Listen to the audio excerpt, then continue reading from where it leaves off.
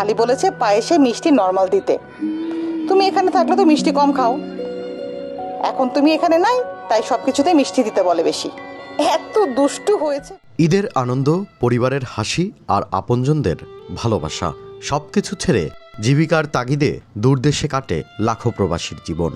সেই না বলা অনুভূতির গল্প নিয়ে নির্মিত হয়েছে স্বল্পদৈর্ঘ্য চলচ্চিত্র ইমিগ্রান্ট ডায়েরিজ। মা, বাবাকে বলো ওইখানেই থাকতে, আমরা আসবো, কারণ ওখানে বাবা ভালো অ্যাটমসফিয়ারে আছে।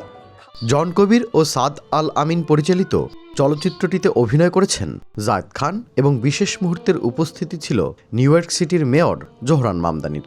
মুক্তির পর থেকেই দর্শকদের প্রশংসা কুড়াচ্ছে প্রযোজনাটি।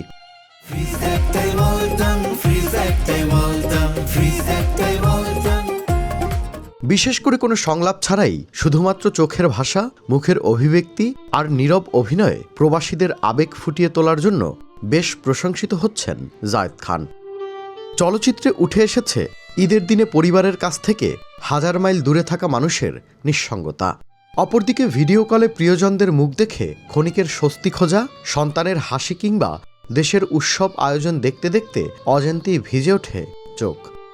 এসব দৃশ্য স্পর্শ করেছে দর্শক হৃদয়। তবে বেদনার আড়ালেও রয়েছে এক ধরনের তৃপ্ত অনুভূতি। নিজের স্বপ্ন ও আনন্দকে পেছনে ফেলে পরিবারের মুখে হাসি ফোটানোর জন্য যে নিরন্তর সংগ্রাম, সেটাই হয়ে উঠেছে গল্পের মূল শক্তি। আর সেই অনুভূতিকে পর্দায় সফলভাবে তুলে ধরে নতুন করে আলোচনায় জায়েদ খান।